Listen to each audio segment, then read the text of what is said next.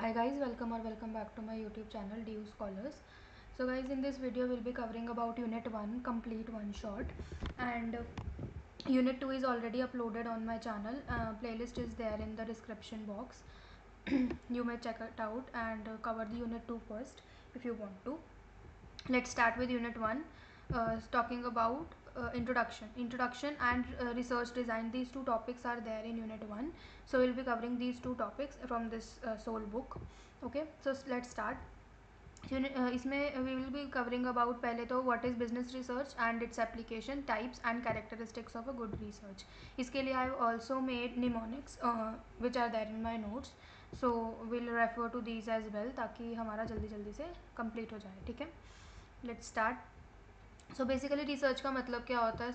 It's very obvious कि research is about seeking the information. एक structured process होता है जिससे हम किसी भी टॉपिक के ऊपर जितना भी पॉसिबल हो सके उतना इन्फॉर्मेशन गेन करते हैं to get the enhanced version of any single concept you are studying on और any research problem you are taking. ठीक है, that is the research. Basically इसको रिसर्च को इन्होंने डिफाइन किया in the basic 3 aspects. Research as a way of thinking, research as an important part of professional practice, and research as a way to collect evidence from your practice. तो ये 3 aspects में we'll be studying research and then we'll move to business research का concept, right? So पहले तो basic definition they gave कि research can be defined in 3 ways, जो अभी मैंने आपको तीनों बताए. A way of thinking, a part of professional practice, and also way of collecting evidence for your practice. ठीक है, तो सॉरी. तो research is basically not just about skills, it is a way of thinking. मतलब आप किसी भी research problem को लेके चल रहे हो तो आप उसके ऊपर जब रिसर्च करें तो आपका क्या पर्सपेक्टिव है, आपका वे ऑफ थिंकिंग क्या है उस चीज़ को लेकर. It means looking at what you do with the curiosity and the critical thinking. आप उस रिसर्च प्रॉब्लम को जो भी आपने आइडेंटिफाई करी है, जैसे हमने एक्सप्लोरेटरी में देखा था कि हम पहले रिसर्च प्रॉब्लम को आइडेंटिफाई करते हैं, then only we explore it अलग अलग सोर्सेज से, लिटरेचर रिव्यू करके या कैसे भी. We do the research after identifying a problem, right. तो वो आइडेंटिफाई जो आपने प्रॉब्लम करी है उसके ऊपर आप कितने वेज से उसको सोच सकते हो, मतलब कितने अलग अलग पर्सपेक्टिव से you can think it on और थिंक अपॉन इट. ठीक है, तो वैसे दे आर सेइंग कि it is a way of thinking and looking at what you do with curiosity and your critical thinking, right. So in this approach we keep questioning what you see, exploring it more deeply, and using this understanding to improve the work, right. So it is very basic, and it also help in critically analyze the work and find the ways to enhance that work, है ना. तो जब आप किसी भी चीज़ पे you do critical thinking, right, जो आपका रिसर्च प्रॉब्लम है उस पर you do critical thinking, you refer to many already done work on that, और बहुत ज़्यादा आप उसके ऊपर रीडिंग करते हो, उसको अंडरस्टैंड करते हो अलग अलग पर्सपेक्टिव से, then you find various ways कि अच्छा इसको यहाँ से कनेक्ट करके you can do with this. तो उसको उसकी एक रिलायबिलिटी और उसकी क्वालिटी ऑफ वर्क जो होता है वो इम्प्रूव हो जाता है, एनहांस हो जाता है, राइट. इसका first concept is this only कि वे ऑफ थिंकिंग कैसे रिसर्च है. ठीक है, second thing that we will be talking about it is an important part of professional practice. मतलब if you are a professional, be it a teacher teaching में profession है आपका, या आपका doctor, as a doctor you are professional, कोई भी आपका professional field है, यू हैव टू सी कि उस प्रोफेशनल फील्ड में you are keep constantly learning about that field. उसके बारे में आप डीप स्टडी करते रहते हो, then only you survive in the market and then only you can provide the best services to the client, right. तो उस चीज़ में भी रिसर्च का बहुत ज़्यादा इंपॉर्टेंट पार्ट होता है, that it improves how we work and how the results are going to be with us, right. So in the fields like medicine, public health, education, हर फील्ड में research is there and we can do research on any of the in any of the field. So research and practice go in hand. If you practice, you will have to continue with the research, right. So this is very important कि if you want to practice something, professional practice you are continuing, you have to keep on researching on that thing. over the period of time you have to keep on learning about that thing. The process of unlearning and learning should be there in your practice, right? So the more integrate or you involve research in your work, the better you can improve or advance your knowledge and skills, right? So this is the some of the example they have given कि research का कैसे कैसे उन्होंने use करी है in the if you are working as a sales manager, example उन्होंने sales manager का दिया, ठीक है?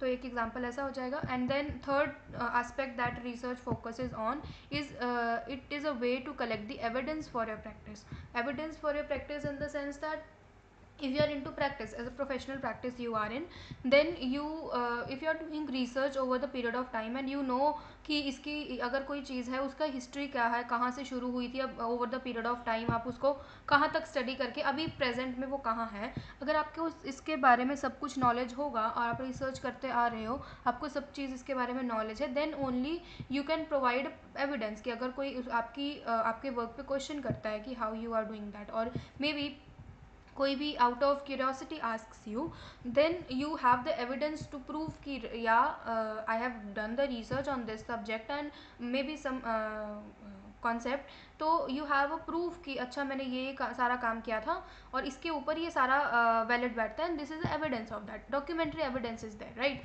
So evidence based practice is key standard in many professions, and evidence is something जो एक full proof आपको proof दे देता है that yeah you are working in that thing, ठीक है? Then initially important only in medicine, but now it is used widely in any of the field, तो हर जगह EBP is evident. Then evidence based practice is also important for creating effective policies and evaluating the practices. Of course if it you are making policies, तो आप सारा उसका कच्चा चिट्ठा उठाकर देखोगे ना, कहाँ से शुरू हुआ, कहाँ पर जा रहा है, आप हमें फ्यूचर में हम इस चीज़ को कहाँ देखते हैं, तो everything need to be consider and research उसी बेसिस पर you do the research, right? Then evidence based practice also mean using research findings to guide your work along with your own professional judgement and preferences of your clients, right? उसके हिसाब से ही practice में evidence based practice होती है. Then research provides the reliable information you need to show and how well your services work. I gave you example of that, right? Now moving towards the business research. What is business research?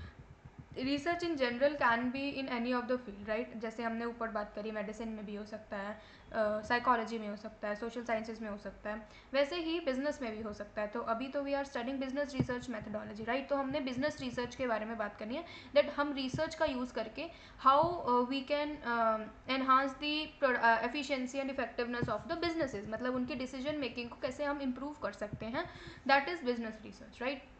So it is all about using systematic method to gather and analyze information. Of course जैसे हमने process में देखा था, अभी process का पूरा एक chapter है जो मैंने आपको लास्ट वीडियो में इन शॉर्ट बता दिया था, उसके ऊपर पूरा चैप्टर है, इसका second part is that only. And उसका फर्स्ट थिंग इज़ कि हम पहले, जैसे आपको बताया था मैंने, कि हम आइडेंटिफाई करते हैं प्रॉब्लम, राइट? प्रॉब्लम आइडेंटिफाई करने के बाद we do the exploratory research. Exploratory research के बाद जब हम डिस्क्रिप्टिव में एंटर होने लगते हैं, then we collect the data collection करते हैं प्राइमरी सोर्सेज से, सेकेंडरी सोर्सेज से. वैसे ही जैसे कि it's all about using systematic method to gather the information. पहले गैदर करेंगे इन्फॉर्मेशन, क्यों करेंगे? क्योंकि उसको एनालाइज करके we can make the better management decision, मतलब डिसीजन मैनेजमेंट को we can assist to provide the so that they can provide the better decision making, they can do the better decision making, right? So this process involves planning, collecting, analyzing and sharing the data with decision makers to help the organization take actions and boost the performance, right? यही चीज़ इन्होंने एक example के through बताया. So businesses often encounter these situations where managers must take risks to improve their businesses. Taking calculated risk is balanced approach in this situation. उनका एक risk तो मतलब अगर आपको पता है, जैसे रिस्क जब बिजनेस कोई लेता है, कैलकुलेटेड रिस्क लेता है, देन ओनली ही can reach to the height जो उसको एक तरह से उसने एम रखा है कि फॉर एग्जांपल उसका एम है 20% ऑफ प्रीवियस ईयर हमने ग्रो करना. If you are not taking risk and you are maintaining just वही सेम तरीके से you are working, you might not get to your aim इतने ईजिली. तो रिस्क लेकर ही you can earn the maximum profit, right. And businesses do take risk, but वो calculated risk ही होने चाहिए. कैलकुलेटेड रिस्क मतलब उसका ROI should be there, maintain होना चाहिए कि अगर हम इतना रिस्क ले रहे हैं तो उसका वर्थ इट हमें रिटर्न मिल भी रहा है या नहीं मिल रहा. So that's calculated risk, and researchers are there, many business analytic people are sitting there to see this, and on the basis of their research and their work, these decisions are taken by the management, right. So research helps the managers to estimate and evaluate the likelihood and the impact of this risk, leading to more informed decision making, right. ठीक है. तो ये हमारा business research का topic भी cover हो गया. उसके बाद will move towards the applications. इसका ना आपको जैसे इन्होंने ये 7 पॉइंट्स दिए हैं, इसका मैं आपको एक वे ऑफ लर्निंग बताती हूँ, उससे you will learn the 7 points easily. अभी आप ऐसे ही इस फ्लो में नहीं लर्न करोगे, जैसे अभी मैं बता रही हूँ वैसे याद करना, तो आपको ईजिली लर्न होगा. कैसे? Let's see from the notes. मैं आपको नोट्स से बता देती हूँ. देखो ये रहा एप्लीकेशन. तो आपको पहले देखना कि अभी application of research in business की बात हो रही है. तो बिजनेस इज ऑल अबाउट, हम थिंक करेंगे कि business is all about you are making something and you are providing it to the customers. ठीक है. तो वैसे ही वी हैव टू सी कि पहले we have to research about the market. अभी मैं आपको ये फ्लो ऑफ ये बता रही हूँ कि ये मैंने किस हिसाब से लिखा. उसके बाद विल मूव टूवर्ड्स ये कि इसको कैसे इसके साथ कनेक्ट करना है. सबसे पहले अगर हमने कोई प्रोडक्ट लॉन्च करना है तो पहले हम मार्केट में देखेंगे कि उसकी डिमांड है भी या नहीं. तो पहले हम मार्केट रिसर्च करेंगे. उसके बाद अगर मार्केट में हमें पता लग गया कि अच्छा हमने रिसर्च करके देख लिया कि हाँ इसकी तो डिमांड बहुत है, हमें प्रोडक्ट बनाना चाहिए. फिर you will make the product, you will develop the product बना लिया. उसके बाद योर कॉस्ट और प्रॉफिट को you consider and you need to sell it to the customer. तो आपको प्राइस सेटअप करना पड़ेगा. तो you will set up the price using various strategies. उसके बाद प्राइस सेटअप करके तो कुछ नहीं होएगा, लोगों को ऐसे सपना तो नहीं आएगा कि उस कंपनी ने प्रोडक्ट लॉन्च किया. तो you have to do marketing also.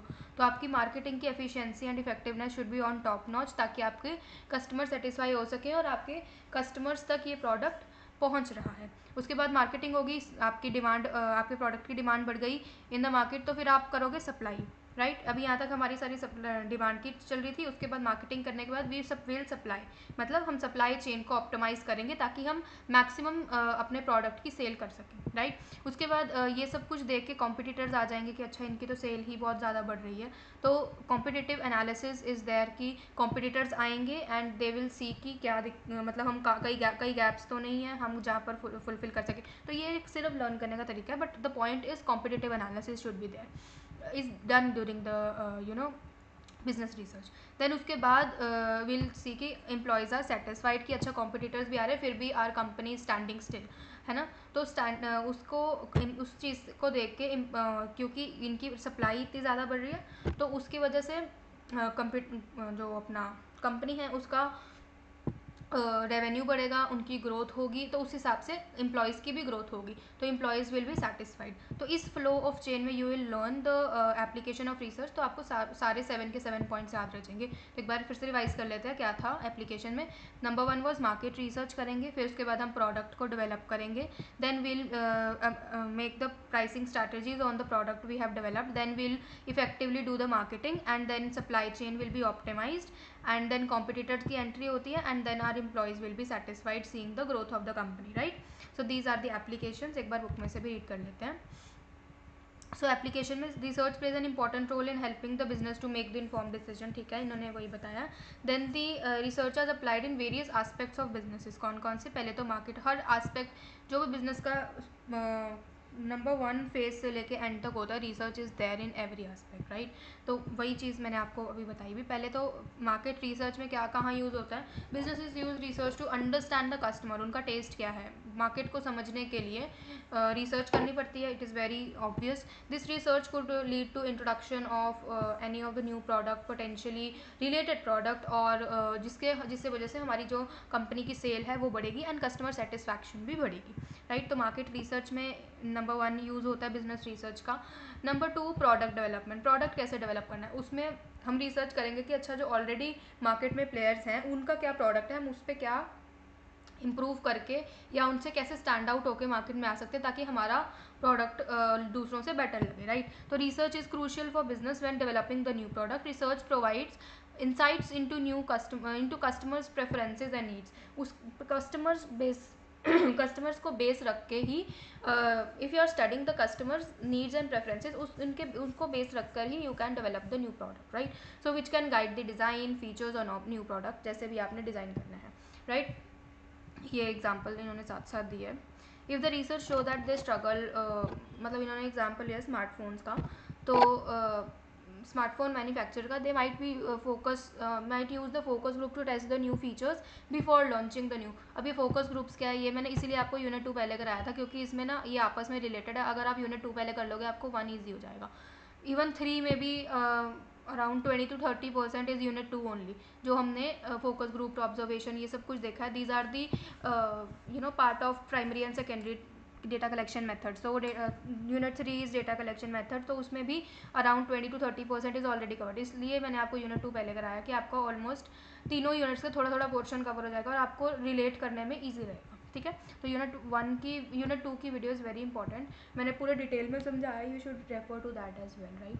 सो जब उन्होंने मैन्युफैक्चर करने के लिए सोचा, ये एग्जाम्पल में मैंने स्मार्टफोन मैन्युफैक्चरर्स ने, तो दे सेटअप दी फोकस ग्रुप। फोकस ग्रुप्स क्या होते हैं, जहाँ पे मॉडरेटर बैठता है, डिस्कशन होती है, राइट दैट, है ना, वो these are the focus groups to test the new features before launching. उसको देखना है सबको, उन्होंने ब्रेनस्टॉर्म किया। If research shows that the struggle is with battery life, मतलब काफ़ी ऐसे फ़ोन है जिनकी बैटरी बैकअप बढ़िया नहीं है, जो भी है, तो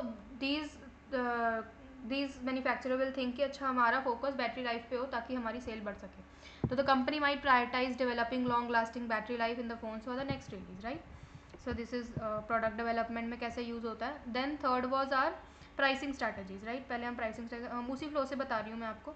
pricing strategies, research help businesses in setting the right price. देखना पड़ेगा कि कॉम्पिटेटिव किस प्राइस पे सेल कर रहा है और उसके हिसाब से हमारी कॉस्ट कहाँ बैठ रही है, उस कॉस्ट के हिसाब से हमने अपना प्रॉफिट अगर इतने % पे सेट करना है तो हमारा फाइनल प्राइस टू कस्टमर क्या होना चाहिए, ये सब कुछ रिसर्च पर डिपेंड करता है। सो ठीक है, तो दे माइट यूज़, इन्होंने अलग कंपनी स्ट्रीमिंग सर्विस का दे दिया। अब अगर हम मोबाइल फ़ोन वाला ही लेकर चलें तो उसमें दे विल सी ना कि अगर बाकी कंपनीज़, नॉर्मल की बात कर रही हूँ मैं, तो if they are selling on 50,000 पे मोबाइल सेल आउट कर रहे हैं वो, और उनकी battery backup is not like बहुत अच्छी है, अगर you are providing better quality और बेटर क्वालिटी की बैटरी लाइफ की और बाकी फीचर्स भी आपके इम्प्रूवड है, तो you can charge 60 on that as well, है ना। तो उस चीज़ को सारा स्टडी करना is part of research only, ठीक है। तो प्राइसिंग स्ट्रेटजीज भी ऐसे सेटअप हो जाएंगी। प्राइसिंग के बाद हमने क्या देखा था, हमने देखा था मार्केटिंग करेंगे हम, मार्केटिंग करेंगे, प्राइसिंग सेटअप होगी, मार्केटिंग करेंगे, मार्केटिंग के बाद वे विल सप्लाई, है ना, ऐसे चल रहा है हमारा। तो companies use research to measure the impact of their marketing efforts, marketing की कितनी एफिशिएंसी आ रही है, उससे जो हमने हमारा कंपनी ने सोचा था कि इतना सेल होना चाहिए, वो मार्केटिंग उतनी एफिशिएंटली हो भी पा रही है वहाँ उस सेल को मीट करने के लिए, उस चीज़ को सारा स्टडी करना is also part of research only, ठीक है। This research could help allocate the marketing budget more efficiently, उस हिसाब से वो देखेंगे कि चेंजेस करने हैं, कोई डेविएशंस है, उस चीज़ को देखना है या नहीं, तो दैट इज़ ऑल्सो मार्केटिंग, उसमें भी business research is useful.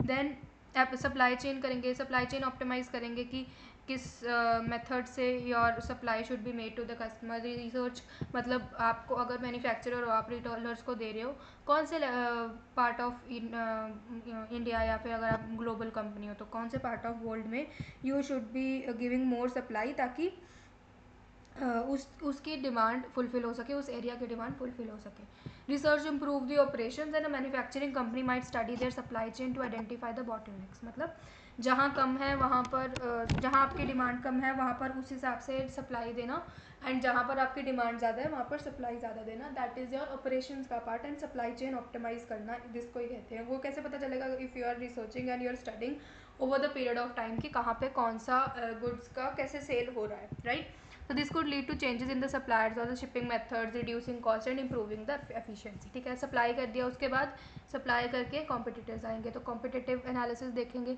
Competitive analysis पे तो बहुत ज़्यादा ज़रूरी होता है क्योंकि आपके इंडस्ट्री में कौन कौन कॉम्पिटिटर्स हैं, कौन कौन प्लान कर रहे हैं आने का, ये सब का आपको पूरा नॉलेज होना चाहिए, so that your business do not get that much affected from the competitors entry, right. So businesses need to know what their rivals are doing, उनको पता होना चाहिए.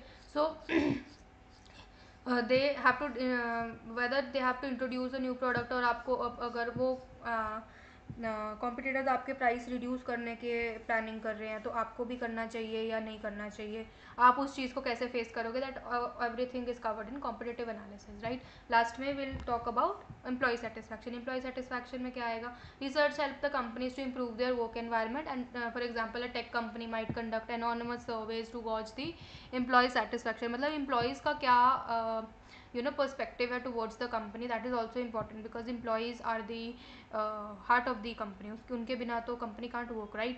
तो उसके वो चीज़ को भी ध्यान रखना, उसके उसमें भी काम आता है बिजनेस रिसर्च की. Inside the organisation what the employees are asking for, what they need, उनकी सेटिस्फैक्शन रखना is also very important.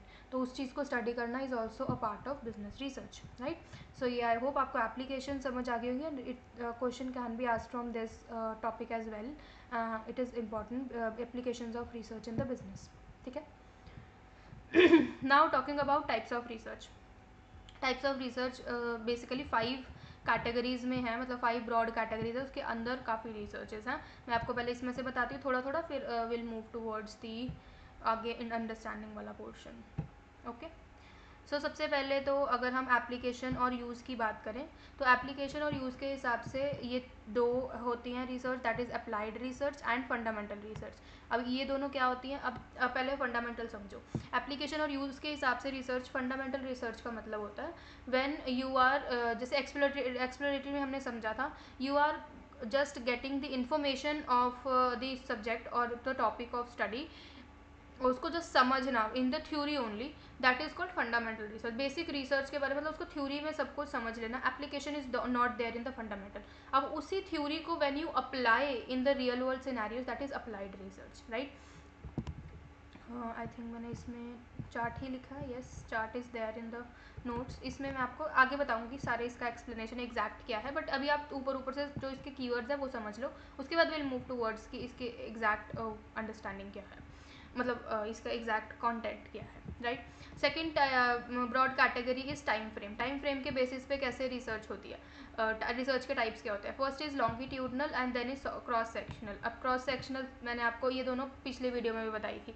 Cross sectional होती है आप at the point of time you are studying about something and उसका after result you are checking. For example अगर आपने एक school के ऊपर रिसर्च करने का सोचा, उस स्कूल के ऊपर अभी इसी मंथ कितने बच्चों का रिजल्ट आया और उसमें से कितने बच्चे पास थे, फॉर एग्जाम्पल ये, तो बस ये इतना ही होता है क्रॉस सेक्शन. एक ही चीज़ को देखना, उसका आफ्टर इम्पैक्ट देखना. लॉन्गिट्यूडनल क्या होता है, longitudinal is over the period of time देखना. एक ही, जैसे अब ये स्कूल का एग्जांपल ले लो, एक ही स्कूल है, इसका हर क्वार्टर में देखना कि बच्चों का जब क्वार्टरली एग्जाम्स हो रहे हैं तो उसका इंप्रूव हो रहा है रिजल्ट या डिक्लाइन हो रहा है या क्या उनका सिनेरियो, दैट इज लॉन्गिट्यूडनल. उसमें comparison is possible, cross section में comparison is not possible, right. इनका basic difference is this only. Then talking about purpose या ऑब्जेक्टिव के बेस पे रिसर्च क्या होती है, ये तो मैं आपको सारा बताया ही है, वही है descriptive research, exploratory research, explanatory. अब कोरिलेशन मैं आपको बता देती हूँ. अब उसमें हमने पहले देखा था कि पहले हम एक्सप्लोरेटरी रिसर्च देखते हैं.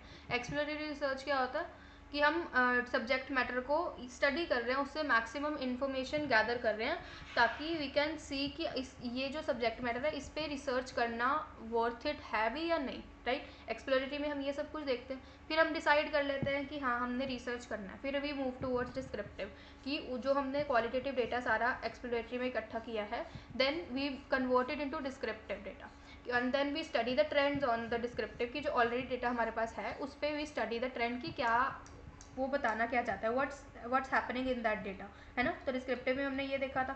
थर्ड आता है कोरिलेशन. एक्सप्लेनेटरी हमने डायरेक्ट बताया था ना उसमें. अब उससे पहले एक पॉइंट आता है कोरिलेशनल रिसर्च का. अभी कोरिलेशनल रिसर्च क्या होती है, कोरिलेशन रिसर्च जैसे कि नेम ही बता रहा है कि जो आपने वेरिएबल सेटअप करे हैं अपने रिसर्च में, उसमें what whether there is any situation मतलब relationship between them or not, right. ऊपर explanatory में भी हमने relationship देखा था, but the difference between explanatory ये explanatory को ही experimental बोलते हैं, उनका ही उसका ही नेम है, तो इसमें कंफ्यूज मत होना. Explanatory is experimental only. तो आप बोलोगे कि एक्सपेरिमेंटल और कोरिलेशन में डिफरेंस क्या हो गया. एक्सपेरिमेंटल में हमने देखा था कॉज एंड इफेक्ट रिलेशनशिप, है ना, उसमें कॉज एंड इफेक्ट की बात होती है. कोरिलेशन में ये बात नहीं होती. उसमें अगर कोई रिलेशन है ना, मतलब पॉजिटिव रिलेशन है, नेगेटिव रिलेशन है, रिलेटेड है अगर variable, that is correlation. But अगर कॉज एंड इफेक्ट है, मतलब किसी की वजह से कुछ हो रहा है, दैट इज एक्सपेरिमेंटल. तो ये बहुत थिन लाइन ऑफ डिफरेंस है दोनों में, बट दे आर इम्पॉर्टेंट कि इनका फ्लो ऑफ कैसे चलता है. Number 1 is exploratory, number 2 is descriptive, number 3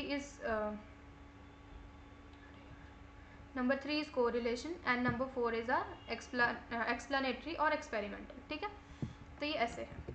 ठीक है, बाकी अब नीचे जब मैं स्टडी रीड करूँगी तो आपको बताऊँगी इससे ज़्यादा अगर कुछ होगा तो. देन उसके बाद next is are data analysis के बेसिस पे. डेटा एनालिसिस के बेस पे कंसेप्चुअल होता है और एक एम्पेरिकल होता है.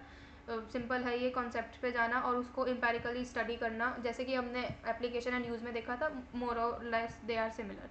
देन डेटा कलेक्शन के बेसिस पे qualitative, quantitative and mixed approach.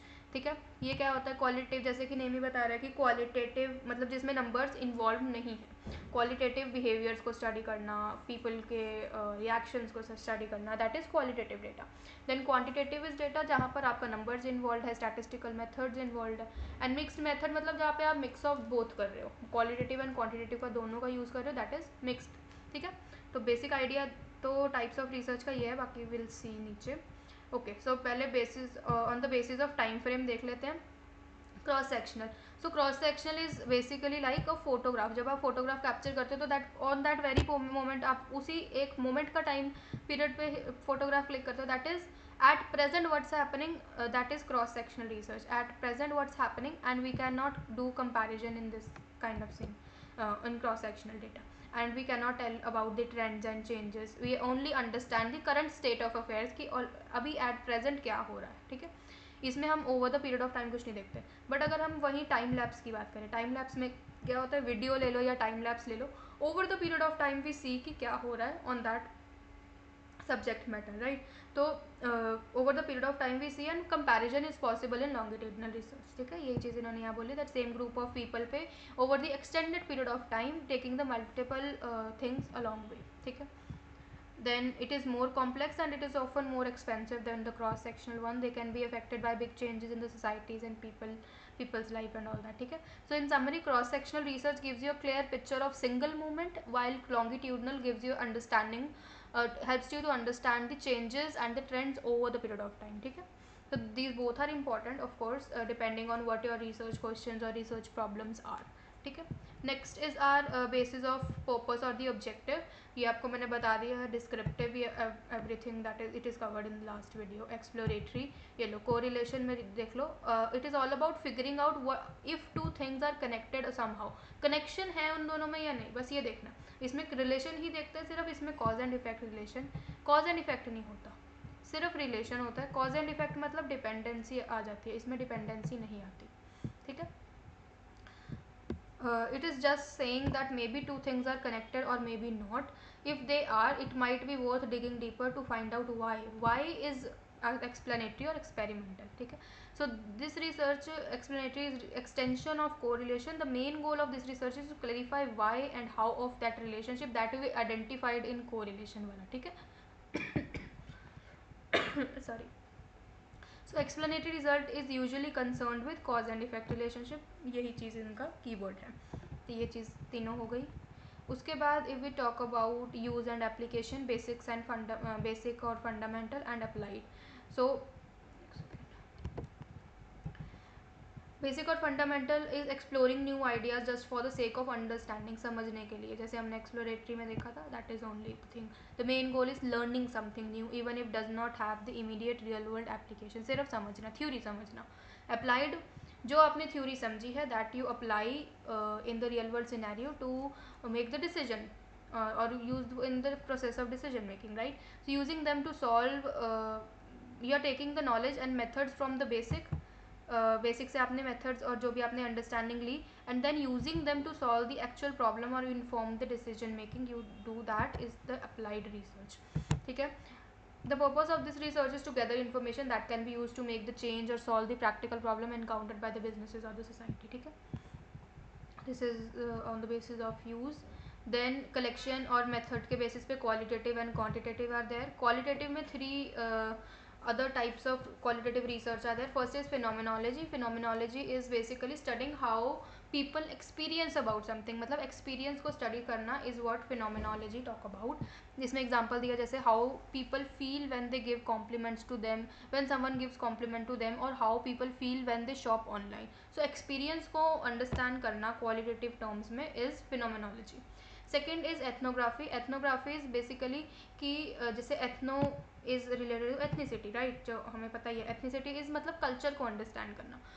You are immersing yourself into a culture or a group to understand it. मतलब इस पर्टिकुलर कम्युनिटी पर्टिकुलर कल्चर में you put in yourself as a person of that community only, then understanding from their point of view, that is called ethnography. मतलब उनके putting yourself in their shoes is something like ethnography. For example living in the community to learn about their traditions और customs, that is ethnography. ये भी qualitative aspect है.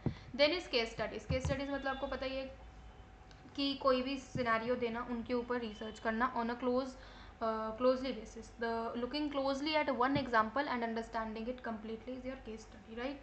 So instead of it helps in understanding the human side issues, and not give the hard facts or the statistic. numbers involved नहीं होते, बस इसमें ये आपने याद रखना. numbers are not involved, facts are not involved, statistics are not involved. Rather it gives us the understanding of human side issues like emotions, beliefs and motivations, right? Quantitative की बात करें जहाँ पर हमारा न्यूमेरिकल डेटा इन्वॉल्व होता है, statistical information involve होती है, फैक्ट्स इन्वॉल्व होते हैं, और सारी जगह we use the statistical methods to draw the conclusions from the data. It is suitable when situations of data can be expressed in the numbers, right? So ये तो simple है. मिक्स्ड में जहाँ पर we combine both qualitative and quantitative research techniques within a single study is called mix method. Then data analysis के basis पे is conceptual and empirical. Data analysis. So conceptual क्या होता है? When researchers dive into abstract concept, understanding them better and come up with new ideas of thinking about them. So philosophy इनका basically use होता है philosophy में conceptual data conceptual research का. मतलब उन किसी भी एक कॉन्सेप्ट को they break into smaller parts and understand that each smaller part in deep, है ना. So it is like taking a part from complex machine and see how each part fit together and how each part works on. ठीक है. तो it is basically बहुत ज़्यादा deep dive करके researcher को एक एब्स्ट्रैक्ट कॉन्सेप्ट के ऊपर थिंक करना from various other perspectives, right. Empirical में क्या होता है? It is about collecting data through experiments and observation and proof उसमें इन्वॉल्व होता है ना. तो think it as show me the proof type of research. In empirical research, researchers start with an idea, जो मैंने आपको बताया था hypothesis से start करते हैं, then they design the experiment to test if that idea is correct or not. मतलब hypothesis true बैठ रहा है या आपका hypothesis true नहीं बैठ रहा है. That is your empirical research. This type of research often involves carefully controlled experiments and they are very reliable because it is based on observable evidence rather than just theory. इसमें जो proper research का process होता है वो follow होता है empirical में. That's why it is very reliable and proofs involve होते हैं जहाँ पर, तो दैट इज़ उसकी validity is higher of course. So in simple terms, conceptual research is about thinking and rethinking while empirical research is about testing ideas with real world evidence. ठीक है. तो in the एक तरह से conceptual research करने के बाद you do the empirical research. पहले you think about that abstract idea and then you use that your perspective in the real world scenario to collect the evidences, right? That is your empirical research. Then talking about अच्छा हमारे type of research खत्म होगी. Then is our concept of features of good results. good research के क्या features होने चाहिए, इसका भी I have made a mnemonic जिससे you will learn all these 10 or 9 or 10 features are there. 10 features हैं जो एक गुड रिसर्च का पार्ट होना चाहिए. सो क्योंकि हम ये गुड रिसर्च की बात कर रहे हैं तो will remember the word research only, RESEARCH। कैसे, आई टेल यू।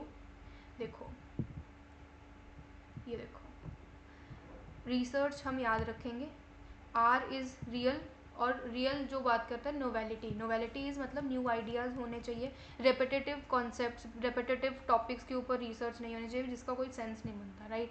कुछ नया होना चाहिए जिसमें आप गैप आइडेंटिफाई करके you are doing the research on your own with a new concept, right, जिसपे इतना ज़्यादा रिसर्च किसी पर्सन ने सोचा ना हो, out of the box you can think of, real topic होना चाहिए। Then it should be ethical, एक गुड रिसर्च का this is the very common thing कि एथिकल होना चाहिए। Then it RES is strong and clear purpose should be defined in of the good research. आपको पता होना चाहिए कि आप किस बेसिस पर रिसर्च कर रहे हो, आपका रिसर्च डिज़ाइन क्या है, दैट इज़ वेरी इंपॉर्टेंट। आपका क्लियर पर्पस क्या है, आपका एम क्या है रिसर्च का, that should be very strong and clear. Then exact process and the research design should be clear. And जैसे हमने रिसर्च डिज़ाइन में बोला था that every thing you are going to do in the research should be there on paper, and documentary evidence होना चाहिए आपके पास that you have done the research on this particular topic in this process, in this way, right? So that is exact detailed process and the research design should be there, or in the good if you are doing if you are classifying any research as a good research.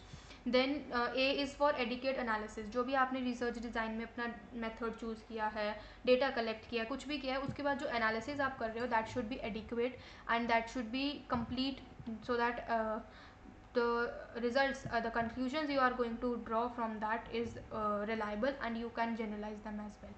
R is for reliable findings, मतलब unambiguous findings होनी चाहिए, मतलब unambiguous is कोई भी confusion ना हो, मतलब double meaning नहीं होना चाहिए. If you are saying स्टेटिंग a fact, उसका मतलब हर पर्सन एक ही मतलब निकाले, ये ना हो कि उसका इंटरप्रिटेशन इज़ गोइंग अनएम्बिगस, मतलब इसका येस भी हो सकता है आंसर, नो भी हो सकता है। इफ़ यू एम सेइंग कि उसका बिल्कुल क्लियर सीधे स्पष्ट शब्दों में यू शुड बी देयर, मतलब आपकी फाइंडिंग्स इतनी साफ शब्दों में लिखी होनी चाहिए, ठीक है। सी इज़ क्लियर कंक्लूजन, कंक्लूजन्स आपके क्लियर होने चाहिए, एंड रिपोर्टिंग जब आप करते हो तो उसमें your conclusion should be clear and straightforward. H is for honest and well explain limitation, मतलब when you are doing research ना, तो of course not every aspects can be perfect, not every aspect of your research can be perfect. आपको कुछ assumptions लेके चलनी पड़ती है research में, कई चीज़ों को कांस्टेंट रख के करना पड़ता है, राइट। तो उस चीज़ को हम बोलते हैं कि एजम्पशन है, मतलब वो एक तरह से लिमिटेशन है of that research you have done, right. तो उस रिसर्च की जो आपकी जो भी रिसर्च की लिमिटेशन होगी that should be clearly stated and honestly explain to the readers, so that no wrong conclusions can be withdrawn on the basis of that, ठीक है। So these are the basic features of the good research. You can read it from here also. Novelty, it should be clear purpose, then detailed process होनी चाहिए। मैंने 2-3 points को इकट्ठा कर दिया, but you can अलग अलग करके भी यू कैन राइट। जैसे वेल प्लान्ड रिसर्च डिज़ाइन होना चाहिए, तो मैंने वेल प्लान्ड रिसर्च डिज़ाइन को डिटेल प्रोसेस के साथ लिख दिया, तो यू कैन अलग अलग करके भी you can write. Adequate analysis होना चाहिए on the research, unambiguous findings होनी चाहिए, वेल एक्सप्लेन लिमिटेशंस होनी चाहिए, then valid conclusion should be there, and reporting should also be there, clear objective and reporting should be there, and it should be ethical, right. So ये 2-3 point मैंने mix करके कर दिया, आप अलग अलग करके भी लिख सकते हैं, but everything is covered in that, ठीक है। So with this our first chapter is over. Second chapter of unit 2 से is about research process. This is very important concept actually. इसमें ना 3-4 चीज़ें हैं जिसमें we have to study, and this is very very very important from the exam point of view. what all these 3 concepts are: number 1 तो we have to study about philosophies of the research, this is very important. number 2 is research approaches, that is induction and deduction approach, ये भी we have to study, and rest जो हमारा ये छोटा छोटा part है, इसमें से भी एक क्वेश्चन आ सकता है आपको। टर्मिनोलॉजी हो गई, difference between model and theory, difference between hypothesis and proposition, and other terminology like constructs and concepts and all these we have to study in the research process. This is very important chapter and we'll start with this as well अभी ही। सो research process क्या होता है, जैसे मैंने आपको पहले ही बताया था, रिसर्च प्रोसेस में यू हैव टू सी पहले कि आपने प्रॉब्लम क्या आइडेंटिफाई करी है, you have to clarify your problem, then we have to formulate a research design based on the problem, then we'll collect the data based on that problem कि आपको जो भी रिसर्च प्रॉब्लम आपने बनाई है उसके बेसिस पे कैसा डेटा चाहिए, कौन से सोर्स से डेटा चाहिए. That is all in data collection and preparation. Then analysis and interpretation of research is there, and then reporting.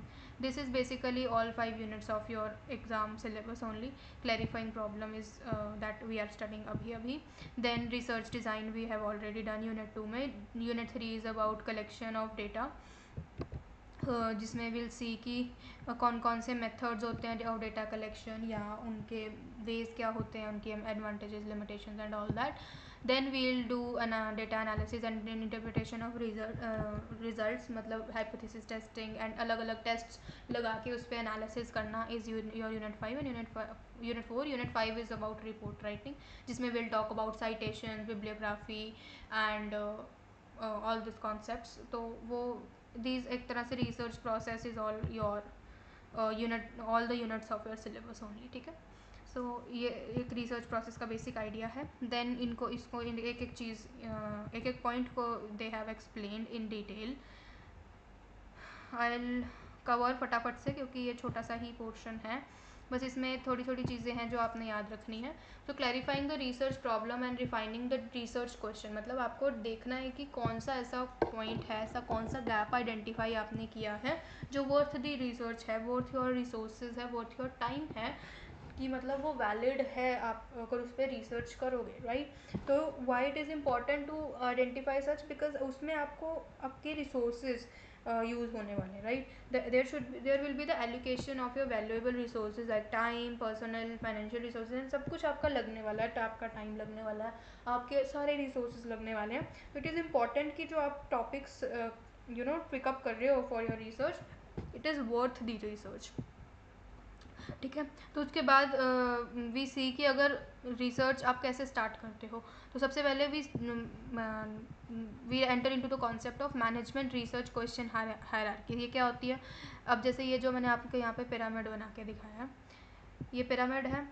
जब आप रिसर्च करने जाते हो तो आपके दिमाग में बहुत क्वेश्चंस होते हैं कि अच्छा ये भी हो सकता है रिसर्च का क्वेश्चन, ये भी हो सकता है, ये भी हो सकता है. तो आपके पास बहुत ज़्यादा क्वेश्चंस होते हैं. तो this is the most broader thing कि आपके पास जनरलाइज्ड वे होता है एक तरह से. आपके बहुत सारे क्वेश्चन है, general issues are there on the top. Then उसके बाद आप उसको क्लब करके मतलब कई क्वेश्चंस को क्लब करके, मतलब एक ही टॉपिक के अंडर वो आ रहे हैं अगर, तो उसको क्लब करके एलिमिनेट करके, तो you eliminate some questions and you reach the second stage. And finally after every analysis of your questionnaire, you will reach to a single research problem, that is your this top of your pyramid. Here it is bottom, but जो आप एक point पे पहुँचते हो, that is a particular research problem you reach. You narrow down your research problem into a single topic of your research, that is your research problem, right. So to approach this systematically, researcher often employ a management research question hierarchy. This process involves breaking down the broad dilemma of progressively more specific question. Think of it as an inverted pyramid, and with the general issues at the top and narrowing down to the more focused research question. That all I talked about. Then research design तो मैंने आपको पूरा unit 2 बता ही दिया है. क्या क्या होता है रिसर्च डिज़ाइन में, क्या क्या फीचर्स होते हैं. कॉम्प्रिहेंसिव प्लानिंग होती है, रिसोर्स मैनेजमेंट करते हैं, प्रॉब्लम सॉल्विंग फ्रेमवर्क डिसाइड करते हैं, टाइमली एग्जीक्यूशन करते हैं, फिर फ्लेक्सिबिलिटी भी रखनी पड़ती है. देन किस किस बेसिस पे रिसर्च डिज़ाइन इन्फ्लुएंस करता है, कौन कौन से फैक्टर्स इन्फ्लुएंस करते हैं. आपकी रिसर्च प्रॉब्लम क्या है, आपका टाइम कॉन्स्ट्रेंट डिफाइन करता है आपकी रिसर्च डिज़ाइन कैसा होगा, बजट क्या है आपका, देन डेटा की अवेलेबिलिटी है या नहीं, उसके बेसिस पर भी और research design is crafted, right. So this is तो I taught you everything research design के बारे में. Then is data collection and data preparation. So data collection and preparation में भी सी कि आप डेटा कैसे कलेक्ट करोगे based on your data research design and your topic of research. So that depends कि आप प्राइमरी मेथड चूज़ कर रहे हो या सेकेंडरी मेथड यूज़ कर रहे हो. तो that can be anything, right. तो how data is collected depends on your chosen method, such as question की तरह आप यूज़ करना चाहते हो, क्वेश्चन से डेटा कलेक्ट करना चाहते हो, टेस्ट से करना चाहते हो, ऑब्जर्वेशन फॉर्म से करना चाहते हो, नोट से करना चाहते हो, इक्विपमेंट रीडिंग से करना चाहते हो. तो that all depend on your research topic and your research design. Right. So data होता क्या है बेसिकली, फीचर्स है डेटा के, ये आप याद रख सकते हो, केव याद रख लो, दैट इज़ योर डेटा के feature. C is closeness to situation, मतलब जो आपने सिचुएशन सोची है वो डेटा उसके सिचुएशन के क्लोज होना चाहिए, उसको डिफाइन कर रहा हो। ए इज़ एब्स्ट्रैक्टनेस, एब्स्ट्रैक्टनेस इज़ मतलब एक तरह से इम्पेरेटिव रिजल्ट्स आर देयर कि if you are collecting data on any topic तो उसके रिलेटेड जो कॉन्सेप्ट्स हैं that is also covered with that data only. देखो आप यहाँ पे रीड कर सकते हो, sometimes you cannot directly see what you are measuring, for example you cannot see the economic growth directly but you can see its effects, उसके impacts क्या है, एम्पेरिकल उसका इम्पैक्ट क्या पड़ रहा है, that is also involve in the data only. Then verifiability, मतलब verifiability is कि अगर आप एक एज अ पर्सन देख रहे हो किसी डेटा को और उससे जो इन्फ्रेंसेस निकाल रहे हो दैट शुड बी सिमिलर और approximately similar to what other person is verifying that data with, right. So that is verifiability of data, मतलब इतना एक्यूरेट होना चाहिए। देन कम्स दी एल्यूसिवनेस, एल्यूसिवनेस मतलब पीपल के ओपिनियन मैटर करते हैं कि जो डेटा आप अभी कलेक्ट कर रहे हो वो over the period of time change ना हो जाए, या अगर चेंज हो रहा है तो are you introducing that provisions into that कि अच्छा चेंज हो रहा है तो मैं भी अपना डेटा उस हिसाब से चेंज कर रहा हूँ। तो data can be tricky to capture as things happen very fast and people's opinion change over the period of time. अगर किसी पर्सन के आप बिहेवियर पे स्टडी कर रहे हो तो आप उसका डेटा रियल टाइम बेसिस पे कलेक्ट करोगे ताकि आपका जो रिजल्ट कंक्लूजन्स है वो उस हिसाब से आ सके। अगर आप 2020 का डेटा यूज़ करके you are giving the conclusions in 2025 that is not valid, मतलब उसका रिजल्ट्स काफ़ी ज़्यादा वो कर सकते हैं क्योंकि उस टाइम कुछ और सिनेरियो था, अभी कुछ और scenario, right. So this is elusiveness. तो ये आप CAVE याद रख लोगे तो आपको फीचर्स ऑफ डेटा याद रहेंगे। Then comes the data analysis. Data analysis में फिर सी हम कौन कौन से हमारे सॉफ्टवेयर जैसे आर एंड ऑल हमने बिजनेस एनालिटिक्स में देखा कि हम कौन से statistical tools and analytical methods हम यूज़ करके अपना जो डेटा आपने कलेक्ट किया उससे एनालिसिस निकाल सकते हैं, जिसमें डिस्क्रिप्टिव एनालिसिस आ गया या आपके डिस्पोजन एंड ऑल के मेथड्स आ गए, आपके डेटा विजुअलाइजेशन आ गया and that interpretation is that. So this is all the part of data analysis and interpretation of results, ठीक है।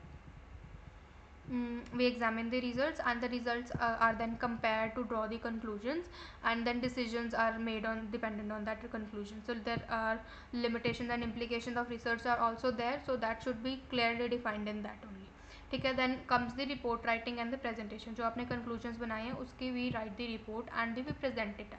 सो final stage of research is that reporting the findings, and this is where all the hard work comes together. The main goal here is to turn the research into something useful for the decision makers.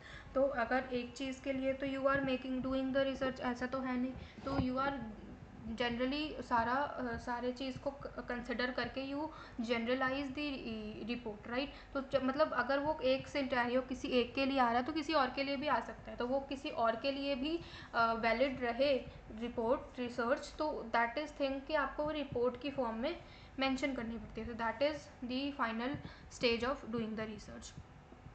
So it's not like about dumping the data on the desk, it's about telling a story and help them solve their problems, ठीक है।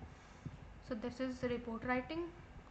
Good report में क्या क्या आना चाहिए, एक तो executive summary आनी चाहिए कि क्विक ओवरव्यू जो आप जिस प्रॉब्लम के ऊपर आप रिसर्च कर रहे हो। Then more detailed outlook at the research, मतलब आपने अगर जो डिटेल उस प्रॉब्लम के ऊपर डिटेल्ड रिसर्च करी है उसके ऊपर आपने आपका क्या पर्सपेक्टिव है, आपने उस प्रॉब्लम को कैसे सॉल्व आउट किया और बाकी लोग इस पर कैसे बिलीव कर सकते हैं, या जो पर्सन रीडर है वो डिसीजन मेकिंग में उसको कैसे यूज़ कर सकता है, तो उस चीज़ को डिटेल में एक्सप्लेन करना, right. So ideas on how you put your recommendations into actions and the technical appendix for ones who want to use the details, right. So this is it, and then comes the next topic is the terminologies जो use होती हैं, तो 7 to 8 terminologies are there. Number 1 is concept, construct, then is variables, ये तो आपको पता ही है variables क्या होते हैं, proposition, hypothesis, theory and model, ये सारे हैं, ये मैं अभी नोट से कराती हूँ, फिर इसमें आते हैं, एक एक आइडिया दे दूँगी आपको, देन विल सी। मैं आपको ऐसे या तो इधर से ही बता देती हूँ, कोई बात नहीं। कॉन्सेप्ट क्या होता है, कॉन्सेप्ट इज़ बेसिकली जो फंडामेंटल ब्लॉक होता है, मतलब जो आइडिया आप जिसके ऊपर वर्क करना चाहते हो दैट इज़ द कॉन्सेप्ट, ठीक है। एक particular thing, any particular idea you want to work on is your concept of the research, the fundamental building block of the research. It represents that collection of meaning or characteristics associated with specific phenomena, providing a common ground of understanding and communication, right? तो concept is basic, आपको पता है ये concept क्या होता है. Then this definition, हाँ, जो आप कॉन्सेप्ट बना रहे हो उसकी जो आप उसके रिलेटेड जो भी यू नो अंडरस्टैंडिंग बिल्ड कर रहे हो या उसके रिलेटेड कोई भी टर्म्स यूज़ कर रहे हो उसकी एक precise definition should be there. जैसे इन्होंने यहाँ पे एग्जांपल लिया स्ट्रेस का. सो स्ट्रेस कैन बी एक कॉमन टर्म्स में तो स्ट्रेस का मतलब होता है जो भी आपको जो आपका एक तरह से नेगेटिव रिस्पॉन्स आता है टुवर्ड्स दी एक चैलेंजिंग सिनेरियो को जो आप फेस करते हो, राइट, दैट इज स्ट्रेस. आपके सिचुएशन में ये स्ट्रेस हो सकता है, किसी और के पॉइंट ऑफ व्यू से स्ट्रेस का मीनिंग कुछ और हो सकता है.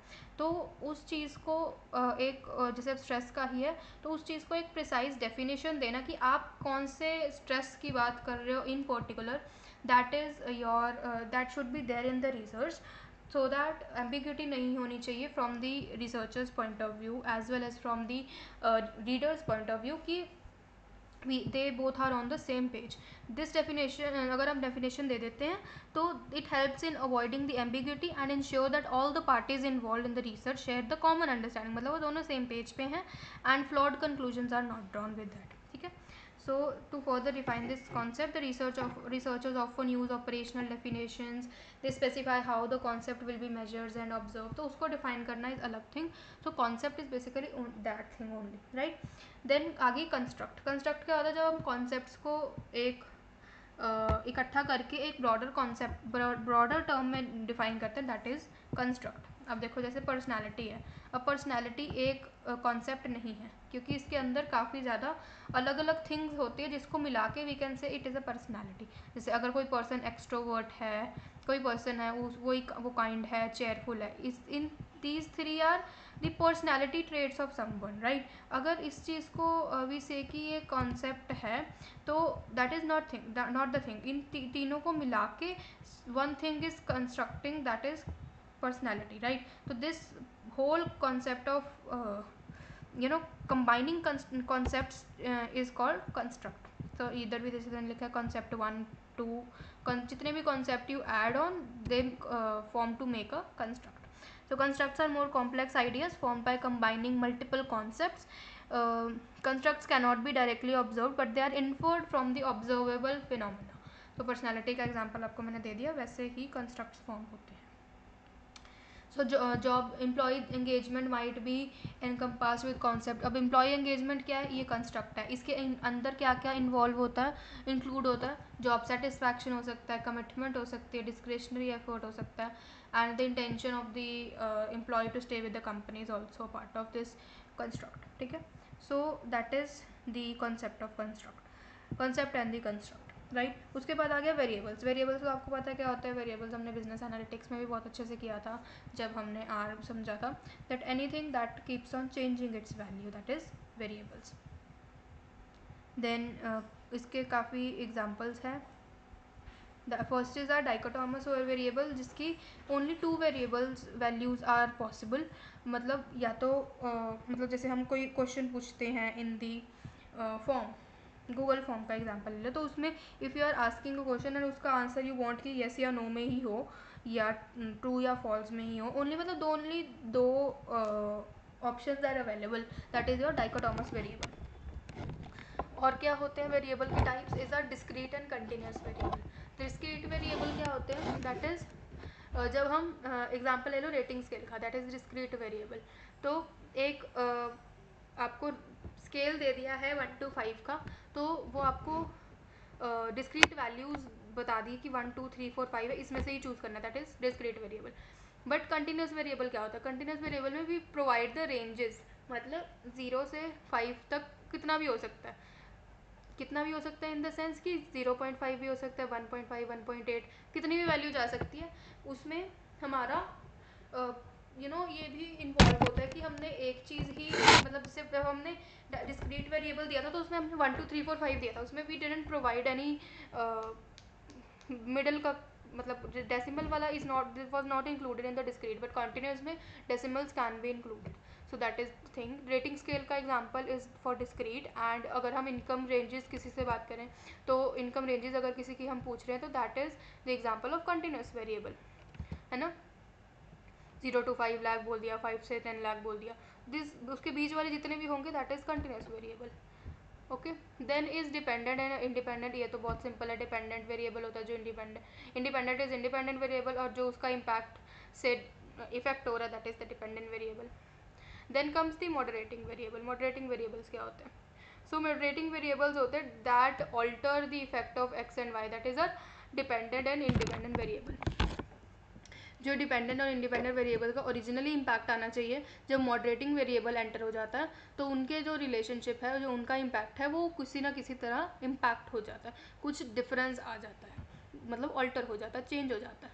So these variable alter the relationship between independent and dependent variable. If we are studying about employee training, how employee training affects the productivity, so the company culture might be a moderating variable, है ना.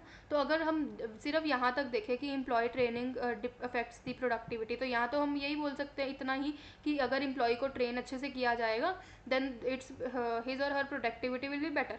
But वहीं अगर ढंग से training भी दी जा रही है फिर भी productivity is not that good जितनी होनी चाहिए, तो उसका हम फिर से एक देखेंगे ना कि और क्या दिक्कत आ रही है. तो may be company culture is toxic, जिसकी वजह से the employee is not able to grasp इतना ज़्यादा from the training. So that is the moderating variable यहाँ पर company culture. ठीक है. So that is one of the example of moderating variable, जो आपके original variables है उनके relationship पे impact डालता है. Sorry. Next is are intervening और द मीडिएटिंग वेरिएबल्स. ये क्या होता है? इंटरवीनिंग वेरिएबल्स मतलब जो एक तरह से थर्ड व्हीलिंग वाले वेरिएबल समझ लो आप, कि किसी भी दो चीज़ों का, दो इसका relationship you are studying, but जैसे यहाँ पे इन्होंने एग्जांपल क्या दिया, in sorry, in a study how relationships the leadership style impacts the employee turnover. ये स्टडी कर रहे हैं हम. So job satisfaction can be one of the intervening variable. कैसे? Leadership variable directly involve impact करता है on the job satisfaction, and that job satisfaction आगे effect करता है ऑन द टर्न ओवर. तो this is sorry, this is in this way कि मतलब 3 variable है, 1 2 3, ठीक है. 3 वेरिएबल में फर्स्ट और थर्ड का हम रिलेशन स्टडी कर रहे हैं, बट जो सेकेंड वाला है वो प्रेजेंट तो है बट हम उसको इनडायरेक्टली इन्वॉल्व कर रहे हैं, दैट इज इंटरवेनिंग. ठीक है. देन एक्सटर्नोवर्स एंड कंट्रोल वेरिएबल तो मैंने आपको बता ही दिया था. जो हमारे एक्सटर्नोवर्स वेरिएबल इज जो हमारी स्टडी हम अभी कर रहे हैं उसमें डायरेक्टली इन्वॉल्व नहीं, बट वो इम्पैक्ट करता है. And then control variable is जिसको हम स्टडी, जिस पे हम ट्रीटमेंट नहीं करते, that is the control variable. Then is compounding variable. Compounding variable क्या होता है? दैट को relates with both independent and dependent variable. जो दोनों वेरिएबल्स हैं उन वो जो कंपाउंडिंग वेरिएबल है उसकी वजह से वो दोनों इम्पैक्ट होते हैं, दैट इज दोनों पे इम्पैक्ट पड़ता है of that particular variable, that is the compounding variable. So यहाँ पर एग्जांपल क्या है? In a study linking coffee and coffee consumption to work place productivity, time of day could be confounding variable. Both coffee intake and productivity might increase in the morning, but one doesn't necessarily cause the other. ठीक है. So that is the confounding variable. Then comes the proposition and the hypothesis. So proposition क्या होती है? Basically the idea, the basic concept you are doing the research of. But hypothesis क्या होता है? जब आप उस proposition के ऊपर you do the testing as well, तो that becomes your hypothesis. Basic idea ये है. Let's read from the book as well. Proposition are the statement that outline the relationship between the concepts of study. Concepts of study मतलब जो हम variable study कर रहे हैं, that is the concepts of the study. उनके बीच में जो statement के through you are defining the relationship, that is the proposition. ठीक है. बट उसी proposition के ऊपर if you do the empirical testing, जब आप टेस्टिंग करना स्टार्ट कर देते हो अपने टूल्स के थ्रू, जो भी आपने मेथड्स यूज़ करने हैं, that makes that proposition converted into hypothesis. So proposition के पॉइंट्स आपने क्या याद रखना है, that they define the connection between the concepts, it can be evaluated as true और false, they may describe the logical links and they are basis of developing testable hypothesis. Testable hypothesis इसलिए mention कर रही हूँ कि अभी तक test इस पर हुए नहीं है, ठीक है। So hypothesis is basically specific testable predictions about the relationship between the variable, जो मैंने आपको पिछली वीडियो में भी पूरा हाइपोथेसिस का एग्जांपल लेके बताया था। अब हाइपोथेसिस के काफ़ी टाइप्स होते हैं, कौन कौन से टाइप्स होते हैं, डिस्क्रिप्टिव हाइपोथेसिस होता है, रिलेशनल होता है, डायरेक्शनल होता है, then comes non directional and null hypothesis. हम इन पांचों में से भी use null hypothesis and the alternate इन्होंने यहाँ पर लिखा नहीं है, I don't know why, but null का ऑपोजिट इज ऑल्टरनेट हाइपोथेसिस। हम यूज़ सिर्फ नल हाइपोथेसिस करते हैं in the research most of the time, बाकी is just for the theory purpose, you just know about them, कि अगर आपको question आ जाए on types of hypothesis then you are able to answer that. So descriptive hypothesis talks about the state की state the existence size and distribution of variable. मतलब इसको ना आप यहाँ से इसके ये कीवर्ड जो मैंने अंडरलाइन किया ये आप याद रख लेना, बट आपको समझ नहीं आएगा इससे, समझ आपको आएगा एग्जाम्पल से। देखो डिस्क्रिप्टिव में इन्होंने एग्जाम्पल क्या दिया था, 20% of mid size company in the tech sector have formal mentorship programmes.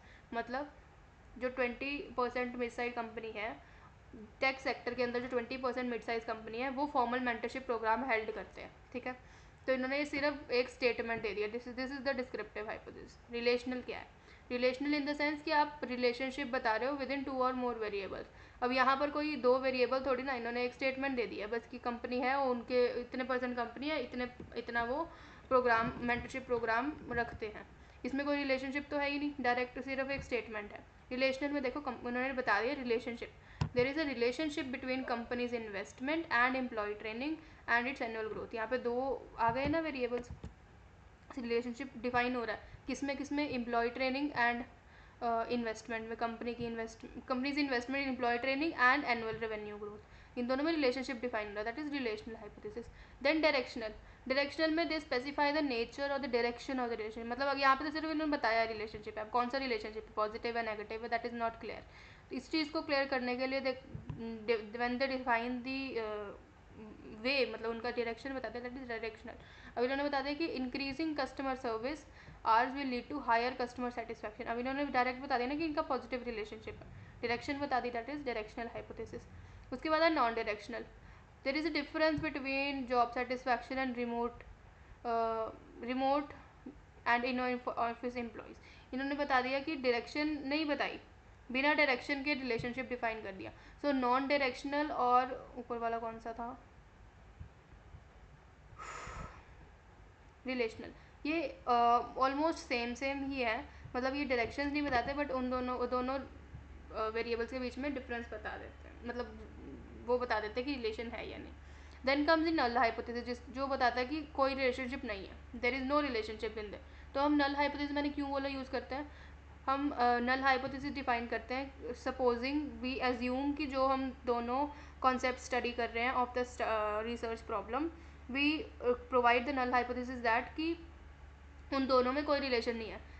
फिर उसके बाद जब हम सारे एनालिसिस करते हैं एंड देन वी कंक्लूड कि इन दोनों में रिलेशनशिप है, then we give the conclusion as we reject the null hypothesis, मतलब इन दोनों में रिलेशनशिप है, ऐसे है ना। तो बिजनेस एनालिटिक्स में भी मैंने आपको ये कॉन्सेप्ट समझाया था null hypothesis and alternate hypothesis का, वैसा ही है ये कॉन्सेप्ट। तो नल हाइपोथेसिस में define there is no difference या no relationship between the concept, and when we reject the null hypothesis we ये म्यूचुअली एक्सक्लूसिव होता है। When you are rejecting null hypothesis तो इट मीन्स यू आर अपने आप ही accepting दी अपना alternate hypothesis. So this is the concept of null hypothesis. The importance है focus the study on the specific aspects of the problem and providing the framework for data collection and analysis, helping research avoid getting sidetracked or by irrelevant information, allowing for testing and potential advancements and all, ठीक है। Then comes theory and model. तो theory तो आपको पता है क्या होता है, थ्योरी जो आप अभी पढ़ रहे हो सिर्फ स्टडी करना, नॉलेज गेन करना इज योर थ्योरी। उसी नॉलेज को when you apply into real world scenario, that is the model. तो यही चीज़ इन्होंने यहाँ पे भी मेंशन करी है, यहाँ से देख लेते हैं। थ्योरी की टर्म में when you if they are saying to explain the theory, तो आपको ये कॉन्सेप्ट एस्पेक्ट्स, उसके की एस्पेक्ट्स याद रखने क्या क्या। एक तो sorry, theories help us to make sense of observed facts and events. They provide framework to understand why things are happening.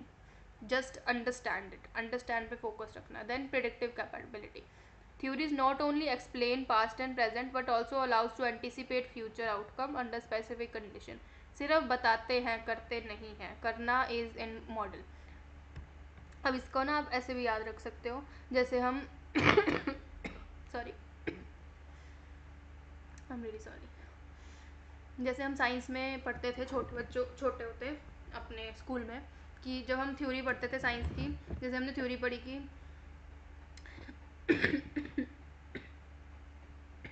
Sorry कि जो अपना बल्ब है वो कैसे वर्क करता है, उसका हम स्ट्रक्चर बनाते थे, ठीक है, वो दैट इज़ थ्योरी। बट उसी स्ट्रक्चर से मैम कहते थे ना, इसका मॉडल बना के लाओ, बैटरीज अटैच करके, तारे जोड़ के, कैसे भी बल्ब जल लाओ, दैट इज़ मॉडल। मॉडल बनाते थे ना, that is the concept of theory and model. वही चीज़ इन्होंने यहाँ पे एक्सप्लेन करी है। सिस्टमैटिक स्ट्रक्चर होता है, theories consist of inter related ideas and concepts that forms the coherent as a whole, and generalizability offer करते हैं broader insights that apply similar situation into other concepts as well. Theories इसी तरीके से बनाई जाती है कि जनरलाइजेबिलिटी पॉसिबल हो। जैसे जो हमारी साइंस में, फिजिक्स में थ्योरीज होती हैं, तो जनरलाइजेबिलिटी होती है ना, उसको कहीं पर भी लगाओ उसी सिचुएशन में, then they provide the similar results only, तो that is the theory. Empirical basis पे होता है, ग्राउंडेड ऑब्जर्वेबल एविडेंस प्रोवाइड करते हैं that are tested through research and experimentation. Then it is the evolving nature and theory can help the researcher in many ways which are as follows, कैसे कैसे use helpful कर सकती हैं। They focus on the important variables and facts of study, help in organizing data in a useful way. It helps to sum up the known facts and help in finding the existing uniformity. ठीक है, theory का इतना हो गया. So in short, theory help to understand the complex things by giving us a framework to think about them. ठीक है. Model are simplified representation of complex systems. मतलब theoretical thing को जब आप रिप्रेजेंट करते हो, model serve as the theoretical constructs that capture the essential elements of empirical phenomena. जो empirical phenomena हमने थ्योरी में स्टडी करा, उसको रिप्रेजेंटेशन देना इज योर मॉडल ओनली. क्या क्या फंक्शन होते हैं मॉडल के, डिस्क्रिप्शन रहता है, एक्सप्लिसिकेशन होता है, मतलब उसको जो थ्योरी आपने बताई है उसको कैसे एक्सप्लिसिटली एक्सप्लेन करा, that is explication. Then simulation, model clarify the structural relationship among the concept and the reveal the process dynamics. ठीक है, so with the help of models the researchers can test the hypothesis without manipulating the research systems, and it also helps in identifying the patterns and relationship within the data. ठीक है, so ये चीज़ हमने एक पढ़नी है. यहाँ तक हमारा ऑलमोस्ट 70% कवर हो चुका है. अब 30% जो बचा ये बहुत इंपॉर्टेंट है, ध्यान से सुनना. क्या क्या है, लिटरेचर रिव्यू, थ्योरीज हैं, फिलोसफीज़ हैं, एंड देन अप्रोचेस. ये 3 कॉन्सेप्ट्स बचे हैं, अब ध्यान से सुनना यहाँ से. ओके, सो लिटरेचर रिव्यू क्या होता है. लिटरेचर रिव्यू जैसे मैंने आपको पिछली वीडियो में भी बताया कि जो भी आप रिसर्च प्रॉब्लम को स्टडी कर रहे हो उसके रिलेटेड ऑलरेडी कितनी रिसर्च हो चुकी है, कितने रिसर्च पेपर पब्लिश हो चुके हैं, कितने ज़्यादा जर्नल्स में वर्क हो चुका है, उसको अंडरस्टैंड करना, उसको समझना और उसको कॉन्टेक्स्ट बिठाना अपनी रिसर्च प्रॉब्लम से is what literature review is all about. Summary नहीं निकालनी है, बट उसको समझना है रिलेटिंग टू योर प्रॉब्लम. ठीक है, तो that is literature review. Then formulation of research question is only based on that कि आप लिटरेचर रिव्यू जैसा कर रहे हो उसके बेसिस पर ही यू मेक द क्वेश्चन है to collect the data, right. तो दिस इज फॉर्मुलेशन. उसके बाद बात करते हैं यहाँ से क्या बोल रहे हैं वो. while this can be time consuming and sometimes frustrating but it is very important. of course it is important. जब तक आपको पता नहीं होएगा how you can cite कि अच्छा मैंने कहाँ से रेफरेंस लेकर अपनी स्टडी पे वर्क किया, राइट. सो इट सबसे पहले it provides the context of your study. आपको आपके वर्क को कॉन्टेक्स्ट देता है कि अच्छा आपने स्टडी करी है, आपने रिसर्च करी है, लिटरेचर्स पढ़े हैं, then only you are commenting and providing the अपना पॉइंट ऑफ व्यू और perspective on this research topic. तो सबसे पहले it provides the concept of the research. Then it sharpens your research focus. मतलब आप जो वर्क जिस कॉन्सेप्ट पे वर्क कर रहे हो मे बी उसका कई एस्पेक्ट आपको समझ मतलब आपके दिमाग में ही ना आए हो, तो वो उस चीज़ को स्टडी, वो कैसे आपके दिमाग में आएंगे, कैसे आप उसको केटर करोगे, that is also one of the benefit of research, reading the literature review and understanding that. You will identify the gaps in your current knowledge, जो करंट नॉलेज आपके पास है उसमें कुछ गैप तो नहीं है, उसको अंडरस्टैंड करना इज़ ऑल्सो इम्पॉर्टेंट, एंड उसके रिलेटेड कॉन्सेप्ट्स को समझना इज़ ऑल्सो इम्पॉर्टेंट, तो इसलिए लिटरेचर रिव्यू करना पड़ता है। This helps you to define your research questions and तभी आप आगे अपना क्वेश्चनर भी इम्प्रूव कर सकते हो। Then it also improves your methodology, मतलब जो हमने मैथडोलॉजी चूज़ करनी है इन द रिसर्च डिज़ाइन, उसको आपने फॉर एग्जांपल सोचा कि मैं सिर्फ सर्वे करूँगा, और अब कई लोगों ने उस पर ऑलरेडी सर्वे किया और उनको इतने अच्छे रिजल्ट्स नहीं मिले, है ना, फिर उन्होंने अपना मेथड चेंज किया। तो अगर जब तक आप उनके वर्क को स्टडी नहीं करोगे, आपको कैसे पता चलेगा, है ना। तो you need to learn from other successes and others mistake, ताकि आप अपनी रिसर्च मेथडोलॉजी को इम्प्रूव कर सको। Then it also broadens your knowledge, आपको अपने कॉन्सेप्ट, अपने जो स्टडी का कॉन्सेप्ट है उस पर ज़्यादा नॉलेज आएगी, ऑफकोर्स आएगी जब आप रीड कर रहे हो। Then it helps you to contextualize your finding, आप कंटेक्चुअलाइज कर सकते हो, साइट कर सकते हो कि अच्छा ये पर्सन का ये यहाँ पर मैंने यूज़ करके ये इसके रिलेटेड ऐसा कंक्लूजन निकाला, that is contextualizing your finding. It helps to explain your how your results compare to your existing knowledge, ठीक है। सो इसका प्रोसेस क्या होता है, starting with the broader search topic, then narrowing to identify the key themes, and then analyzing strengths and weaknesses and show the relationship between both your concepts of studies, and then identifying the areas where more research is needed। ये चीज़ भी हम कई research papers में देखते हैं कि जब research करते करते ना उनको अपने रिसर्च टॉपिक के अंदर से ही कोई और ऐसा टॉपिक निकल जाता है कि इसके रिलेटेड भी रिसर्च होनी चाहिए, तो दे मेंशन कि रिसर्च हम कैसे इसके ऊपर और इस टॉपिक के ऊपर कर सकते हैं, और कुछ जो टॉपिक्स उनको लग रहे हैं तो उस पर रिसर्च कर सकते हैं। तो जो when you read that literature review, then only you can get to know ना कि किस टॉपिक्स पे रिसर्च हो सकती है। So that's the thing.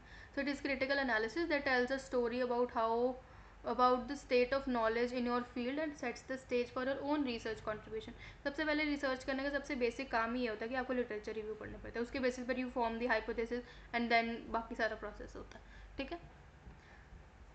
अब आ जाओ फिलोसफीज़ पे। इसका तो मैंने एक वो बनाया कंपैरेटिव सा चार्ट, उससे पढ़ते हैं, और उसके बाद हमारा ये वाला रिसर्च अप्रोचेस का भी कंपैरेटिव चार्ट है, उससे पढ़ लेंगे। जैसे ये वाला, इसका पहले पहले वो पढ़ लेते हैं ऊपर वाली, फिर यहाँ से ये वाला चार्ट पढ़ लेंगे, फिर आपका यूनिट 1 कंप्लीट हो जाएगा, ठीक है।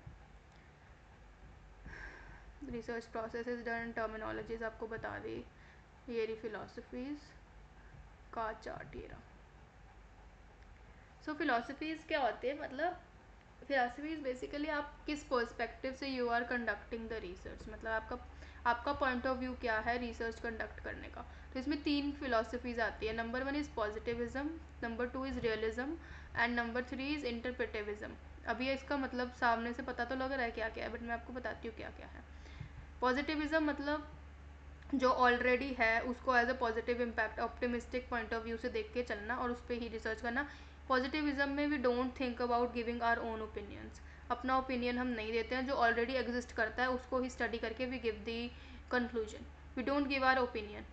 जबकि इसका पोलर ऑपोजिट बैठता है इंटरप्रेटिविज्म, जो बोलता है कि जो आपको ऑलरेडी दे रखा है उसका कंक्लूजन निकालने का कोई फ़ायदा ही नहीं है, आप रिसर्च क्या कर रहे हो फिर।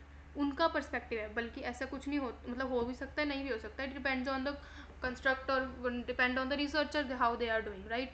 तो इंटरप्रिटिज्म वालों का बिल्कुल अपोजिट माइंडसेट होता है कि you are studying a concept, तो उस पर आप अपना ओपिनियन दो, अपना ओपिनियन देना ही इज़ रिसर्च। इंटरप्रिटिज्म ये कहता है। अब रियलिज्म क्या कहता है, रियलिज्म कहता है कि मैं दोनों के साथ नहीं हूँ, अब ये बीच का बंदर, पॉजिटिविज्म के भी कुछ पॉइंट उठा लेगा, कुछ पॉइंट इंटरप्रेटिविज्म के उठा लेगा। मतलब रियलिज्म बोलता है कि हाँ कई लेवल तक हम कंक्लूजन्स ड्रॉ कर सकते हैं, बट उसके बाद हमें अपनी इंटरप्रिटेशन देनी पड़ती है रिसर्च में, है ना। तो this is more realistic thing. तो रियलिस्टिक यही होता है कि हाँ हम हर चीज़ पे सिर्फ कंक्लूजन नहीं दे सकते और हर चीज़ पे इंटरप्रिटेशन भी नहीं निकाल सकते, तो उनका मिक्स करना इज़ रियलिज्म का अप्रोच फिलोसफी, ठीक है। तो इसको हम यहाँ से पढ़ लेते हैं। इसकी क्या बोलते हैं पॉजिटिविज्म वालों की रियलिटी क्या सोचते हैं वो, दैट वन सिंगल ऑब्जेक्ट है, उसके ऊपर ऑब्जेक्टिव रियलिटी देना, मतलब जो ऑलरेडी दिख रहा है उसको ही कंक्लूजन की फॉर्म में देना is positivism. They can discover through they can B discover, मतलब उसका डेटा के साथ जो चीज़ प्रूव हो सकती है उसको उसके ऊपर रिसर्च कर सकते हैं, दैट इज़ पॉजिटिविज्म। रिसर्चर का रोल क्या होता है? ऑब्जेक्टिव देना और डिटैच्ड रहना फ्रॉम द इंटरप्रिटेशन। मतलब कुछ भी वो अपना बाइसनेस का पॉइंट इसमें आता ही नहीं है, क्योंकि वो अपना इंटरप्रिटेशन ही नहीं दे रहा, जो ऑब्जेक्टिव है उसको कंक्लूजन ड्रॉ कर रहा है। अप्रोच क्वांटिटेटिव अप्रोच होती है, क्योंकि यहाँ पे हमने बोला डिस्कवर थ्रू डेटा, मतलब data is quantitative data only. तो क्वांटिटेटिव डेटा के ऊपर जो जो क्वांटिटेटिव डेटा में एक्सप्रेस हो सकता है that is only covered in positivism. तो इसलिए क्वालिटेटिव वाला तो एक तरह से इग्नोर ही हो गया यहाँ पे। Then data collection, experiments and surveys के थ्रू डेटा कलेक्ट होता है, फोकस इनका कॉज एंड इफेक्ट पे रहता है and measurement is also there. Then अरे reality measurability, measurability fully measurable होता है क्योंकि हम क्वांटिटेटिव डेटा पे मेजर बात कर रहे हैं। Then generalizability of course high होती है क्योंकि ये यूनिवर्सली जो सब कुछ दिख रहा है उसके ऊपर ही दे रहे हैं, अपना कोई ओपिनियन नहीं दे रहे हैं, तो जनरलाइजेबिलिटी के ऊपर क्वेश्चन उठने का कोई चांस ही नहीं बनता, तो हाई जनरलाइजेबिलिटी होती है।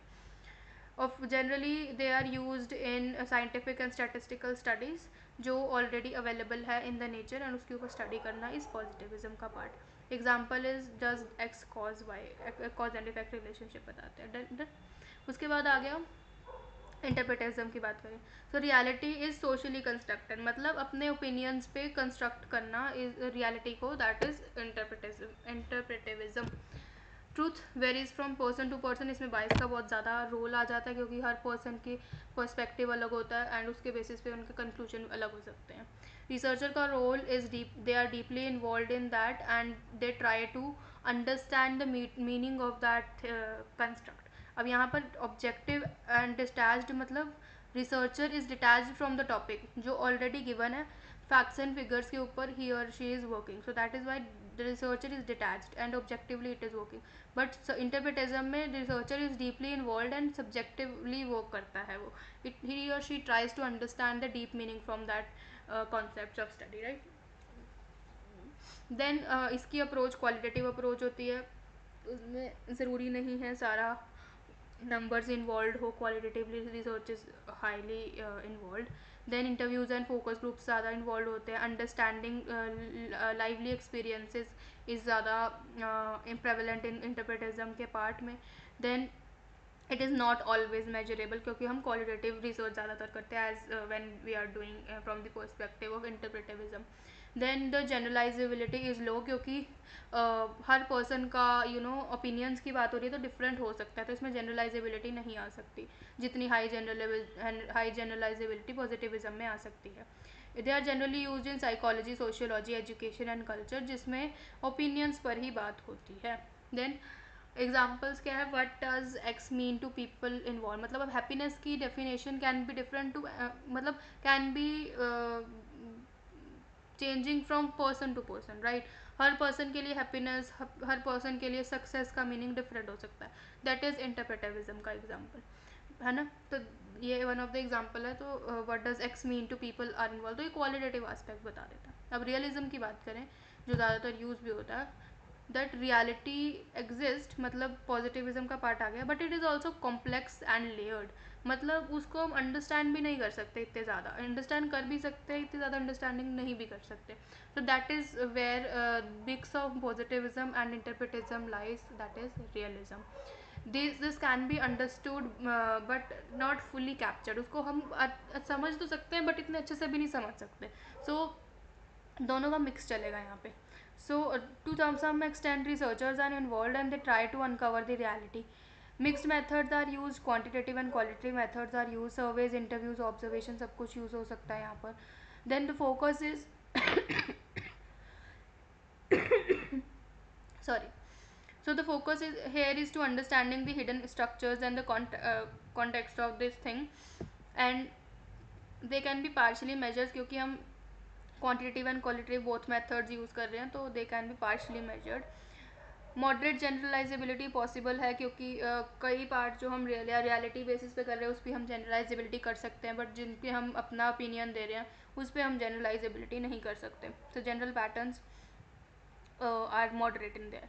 Then social sciences, businesses and economics में रियलिज्म का concept is there and the example से कि what causes X in real life situation, तो this is one of the example of realism, ठीक है। Then talking about the research की approaches, research की approach क्या कहती है, that how researcher handles the research, मतलब उसका रिसर्च का माइंडसेट कैसा चलता है when he is approaching to research, doing to research. मतलब उसमें दो चीज़ें हम देखते हैं कि बॉटम टू अप रिसर्च में चल रहा है रिसर्चर, या डिडक्शन में चल रहा है, टॉप टू डाउन में चल रहा है। मतलब इंडक्शन अप्रोच कहती है कि बॉटम से अप चल रहा है, मतलब you are developing the theory, base से you are starting and you are going up developing the theory, ठीक है। डिडक्शन कहती है कि जो आपने थ्योरी ऑलरेडी बना रखी है उसको टेस्ट करना कि वो थ्योरी कितनी जनरलाइजेबिलिटी में बिलीव हो रहा है, कितने रिलायबल है, और उससे कितने स्पेसिफिक कंक्लूजन्स विड्रॉ हो पा रहे हैं, दैट इज़ थ्योरी को टेस्ट करना इज डिडक्शन अप्रोच, ठीक है। सो एक तरह से ये फ्लो में भी चल सकता है कि पहले इंडक्शन करके दे कैन सी, एंड उसके बाद डिडक्शन अप्रोच पे शिफ्ट करके जो आपने थ्योरी बनाई है you can test on that. So starting point is specific observation and general conclusions are drawn, मतलब थ्योरी डेवलप होती है। देन जनरल थ्योरी जो डेवलप हुई है, हम जिससे स्पेसिफिक कंक्लूजन्स कितना ड्रॉ कर रहे हैं, that is deduction approach. Induction में इट इज़ मोर फ्लेक्सिबल क्योंकि ओपन माइंडेडली हम यू आर डूइंग स्टार्टिंग से ही, बट डिडक्शन में it is more of structured thing, क्योंकि हमारी जो थ्योरी जब डेवलप होती है उसमें हम अपनी एजम्पशन, अपनी लिमिटेशन पुट अप करते हैं, उसके हिसाब से ही आपको चलना पड़ता है ताकि आप एक स्पेसिफिक कंक्लूजन पे रीच कर पाओ। So a predetermined path is there and it is more structured way of doing the research. Then use in research क्या होता है, often it is used in qualitative research and exploratory study, but the reduction thing is used in quantitative research and hypothesis testing. Hypothesis testing we'll study in unit 4, तो वहाँ पर हमारी deduction approach follow होती है। Then risk of biases induction में they can be influenced by researchers पर preconceptions. It depends कि आपकी थ्योरी, आप जब थ्योरी बिल्डअप कर रहे हो तो आपका क्या माइंडसेट है, आप उस चीज़ को तब कैसे इंटरप्रेट कर रहे हो, दैट इज़ बाइसनेस का क्वेश्चन आ जाता है इंडक्शन में। बट डिडक्शन में may overlook the important data that doesn't fit in the theory, तो उसमें तो ओवरलुक ही हो जाता है क्योंकि जब लिमिटेशन सेटअप करती हैं थ्योरी की, then you can't question on that, right. तो उस चीज़ में अगर कुछ फिट नहीं हो रहा तो वो आप उसको ओवरलुक कर दोगे, उसको अनदेखा कर दोगे। देन आउटकम्स क्या होते हैं इंडक्शन के,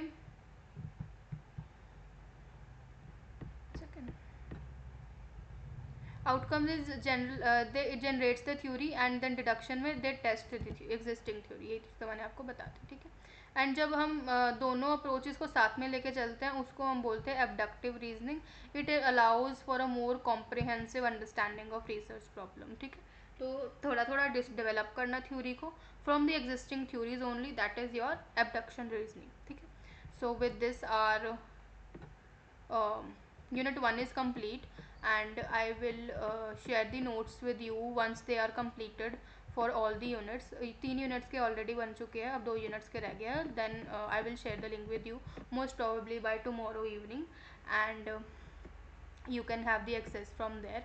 So unit 1 is complete, unit 2 is complete. So if you understand the concept, do like the video, subscribe to the channel and help me reach 1k, and you will have the access to the notes tomorrow as I said, and do drop in the comments if you have any doubts, and do join the Telegram group as well, क्योंकि वहाँ पर मैं updates देती रहती हूँ as and when I drop the videos, and any notes की information है, PDFs की information is there. So do join it from the description में लिंक है टेलीग्राम ग्रुप का, तो वहाँ पर you can join as well, ठीक है। So share it with your friends as well ताकि सबका भला हो। Thank you so much.